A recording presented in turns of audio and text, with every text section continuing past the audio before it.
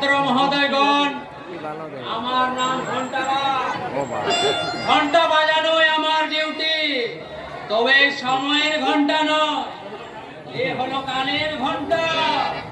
আর জীবনে সকাল হলো, আর কার জীবনে সূর্যাস্ত এসেছে সন্ধ্যা হলো, তারই সঙ্গে জানাতে আমার এই ঘন্টার ধ্বনি।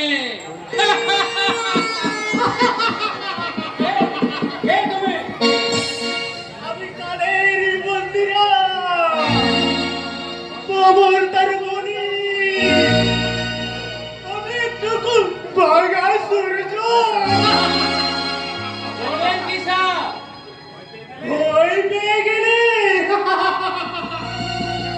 তুমি চন্দ্রগ্রহণ আর সূর্যগ্রহণ দেখেছো? হ্যাঁ, দেখেছি। চন্দ্র সূর্য রাহুকে গ্রাস করলে ওরা কিছু সময়ে ব্যবধানে তারা রাহুর কাঁটা গোড়া ফাঁক দিয়ে আবার বেরিয়ে আসে। তেমনি ওরা রাহুর বংশধর গ্রাস করলে ওরা তোমাদের হজম করতে পারবে না। তাহলে তো বেঁচে গেলাম স্যার। ওইভাবে বেঁচে দেখে কি লাভ জীবন?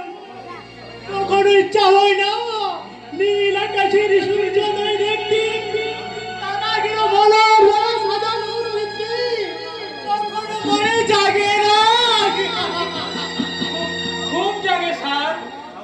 আরে আলো ছিঁড়ে ফেলো, লাঠি করে ভাঙো বাসন, তার চিৎকার করে বলো জাগো বিপ্লব, জাগো মুক্তির সংগ্রাম, জাগো লাঞ্ছিত, জাগো বঞ্চিত, জাগো বিদ্যুৎ জনতা।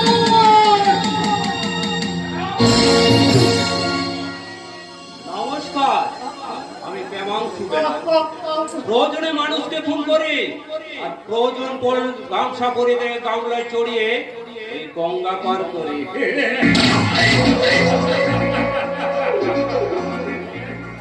কি বললেন? শুয়োরের বাচ্চা?